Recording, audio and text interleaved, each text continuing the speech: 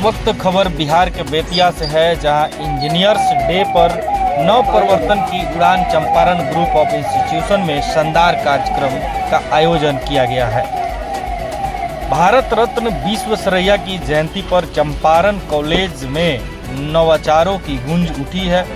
वहीं आपको बता दें कि पश्चिमी चंपारण मैनाटांड़ प्रखंड क्षेत्र के मर्यादवा परसाई स्थित चंपारण ग्रुप ऑफ इंस्टीट्यूशन में महान अभियंता भारत रत्न एम विश्वेश्वरैया की जयंती के अवसर पर इंजीनियर्स डे का आयोजन धूमधाम से हुआ है। वहीं मुख्य अतिथि के रूप में बेतिया डीआईजी, चंपारण क्षेत्र डीआईजी श्री हरिकिशोर राय और कॉलेज के चेयरमैन डॉक्टर मोहम्मद सलाउद्दीन ने संयुक्त रूप से दीप प्रज्वलित करके कार्यक्रम की शुरुआत की है। इसी मौके पर आईटीआई पॉलिटेक्निक के छात्रों ने अपनी प्रतिभा का परिचय देते हुए हाइड्रोलिक ब्रिज, डैम, फ्लाईओवर और गोल्डन ब्रिज जैसे प्रोजेक्ट प्रदर्शित किए, जिसने सबका मन मोह लिया है। वहीं चेयरमैन डॉक्टर सलाउद्दीन सर ने कहा कि एम विश्वेश्वरैया भारतीय इंजीनियरिंग जगत के महान स्तंभ थे, जिनका कठिन परिश्रम और नवाचार की प्रेरणा देता है। वहीं डीआईजी श्री राय ने छात्रों को प्रोत्साहित करते हुए कहा कि इंजीनियरिंग आज हर क्षेत्र की रीढ़ बन चुकी है और युवा इंजीनियर ही राष्ट्र की दिशा और दशा तय करते हैं। कार्यक्रम में गायन और नृत्य जैसी सांस्कृतिक प्रस्तुतियों ने भी उत्सव को यादगार बना दिया है।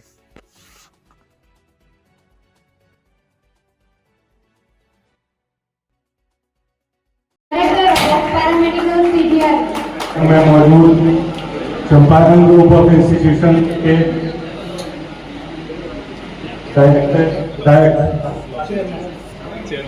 चेयरमैन सलाउद्दीन जी, इंस्टीट्यूशन के जो शिक्षकगण हैं उन्हें, यहाँ पे जो बैठे हुए जो स्टूडेंट्स हैं उनको, मीडिया कर्मीगण सभी को मेरी तरफ से इंजीनियर्स डे की सर्वप्रथम हार्दिक शुभकामनाएं। सभी को मेरा अभिवादन की कार्यक्रम में आप सभी ने मुझे बुलाया तो आने में विलम्ब हुआ।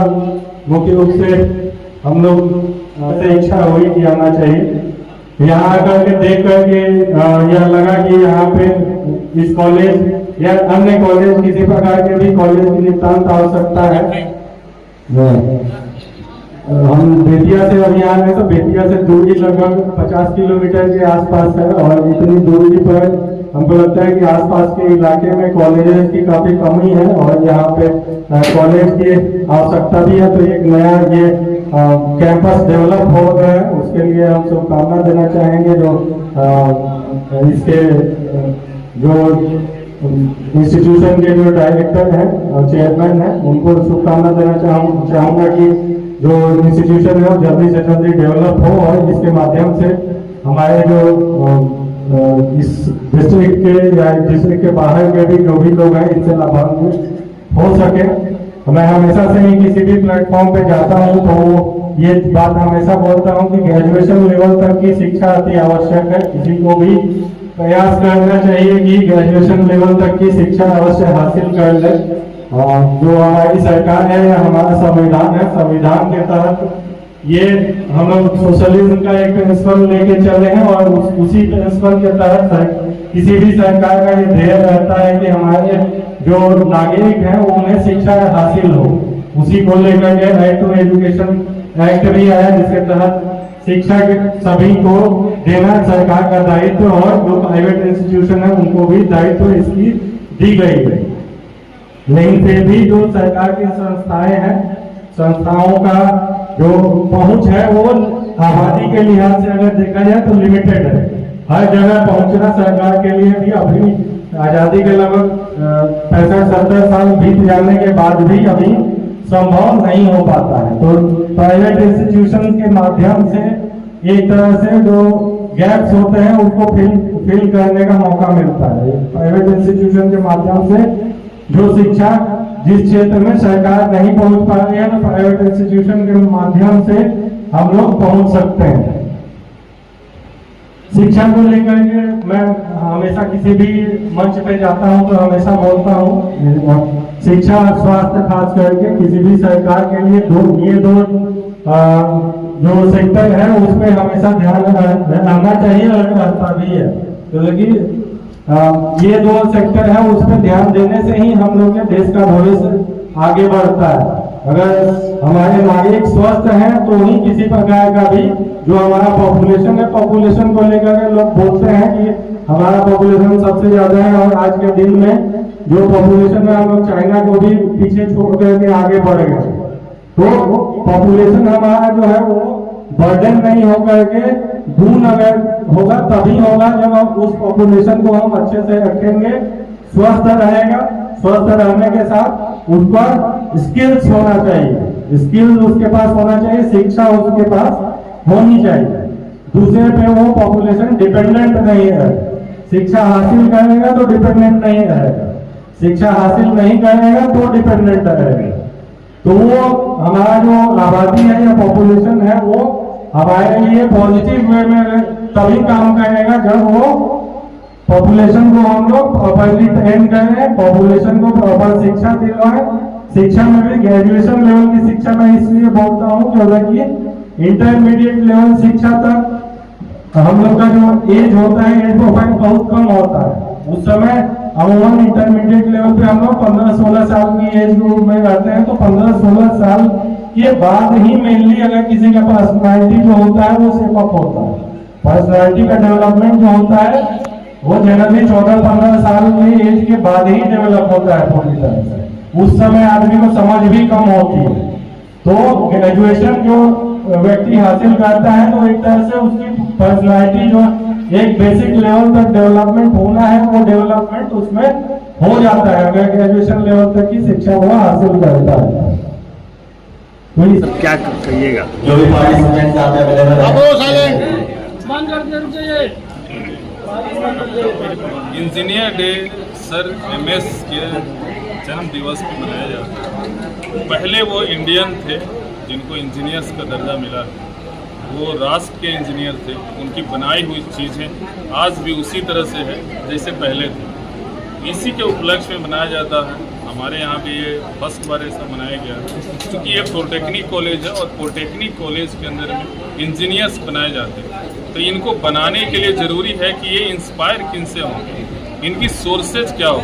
उन सोर्सेज को ध्यान देके उनके अंदर ये उत्साहवर्धक के लिए किया गया है कि जिससे कि उनको वो ज्ञान मिले, वो पुरानी चीज़ें उनको पता चले कि इंजीनियर रियल में क्या होते हैं और जो बनाते हैं वो बरसों रहता है। मानवता के क्रिएटर हैं इंजीनियर, इसीलिए इन चीज़ों की एक झलक चंपारण ग्रुप ऑफ इंस्टीट्यूशन ने देने का प्रयास किया। सर, बहुत से बच्चे ऐसे हैं कि इंजीनियरिंग में पैसा काफ़ी ज़्यादा खर्च लगती है और बहुत से ऐसे बच्चे हैं जो पैसा का खर्च को देखकर बैक हो जाते हैं। उसके लिए क्या कहेंगे? उन बच्चों के लिए क्या कहेंगे? हमारे यहाँ जो भी बच्चे हैं, आप किन्हीं से पूछ सकते हैं, जो भी बच्चे हैं वो निःशुल्क पढ़ाई करते हैं। जैसे उनको रहना, खाना, पढ़ना, एग्ज़ाम फी, रजिस्ट्रेशन फी, टोटल चीज़ें, इवन प्रैक्टिकल में भी कोई पैसा उनसे नहीं लिया जाता, निःशुल्क होता।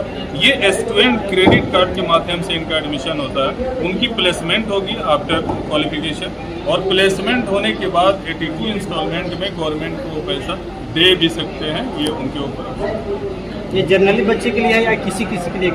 नहीं, ये टोटल बच्चे हैं जो भी चाहे वो फाइनेंशियल क्राइसिस से गुजर रहे हों या अच्छे घर के बच्चे हैं, वो सभी के लिए है। बिहार गवर्नमेंट का ये नियम है, हमारे नहीं है। हम वो चीज़ें करते हैं बच्चे को। हमारे वो जो गवर्नमेंट के टाई अप होता है, DRCC के अंदर में कराया जाता है, वो स्टूडेंट क्रेडिट कार्ड की जो योजना है, उस योजना हमारे कॉलेज से टाई अप है गवर्नमेंट से, तो उसका लाभ बच्चे को मिलता है। इसीलिए पैसा बाधक नहीं है। मैं बार बार इस चीज़ों को दोहराता हूँ कि पैसा के कारण से कोई पढ़ाई में बाधक नहीं बन सकता।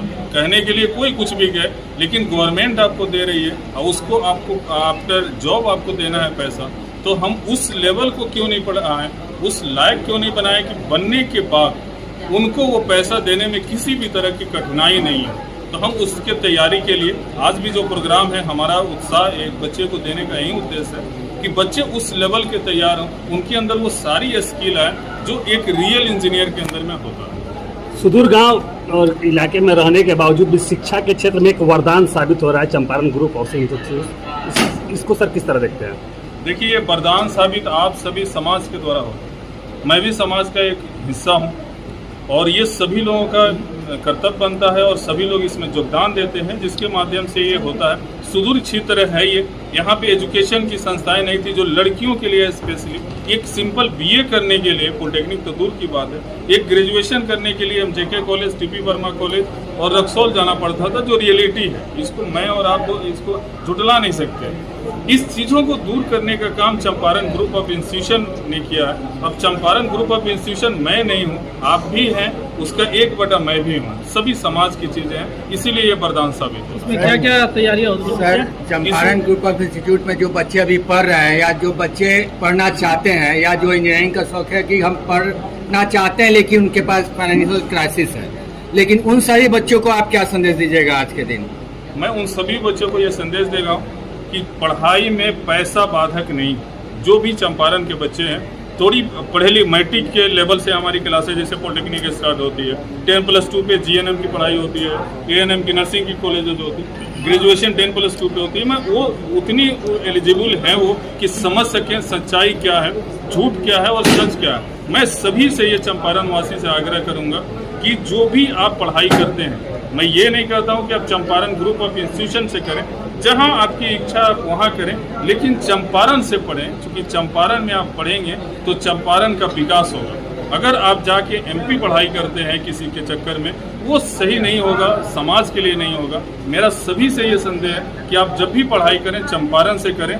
मैं ये नहीं कर रहा हूँ चंपारण ग्रुप से पढ़ें, आप चंपारण में किसी ना किसी कॉलेज से पढ़ाई करें और मन से पढ़ें कि नौकरी पा सकें। जाके इंफ्रास्ट्रक्चर देखें, कॉलेजेस देखें, फैकल्टी देखें। आज जो हमारे यहाँ डीआईजी सर आए थे, खुद एक IITian है, और उन्होंने आके सम्मानित किया हमारे फैकल्टी को, प्रिंसिपल को, पॉलिटेक्निक को।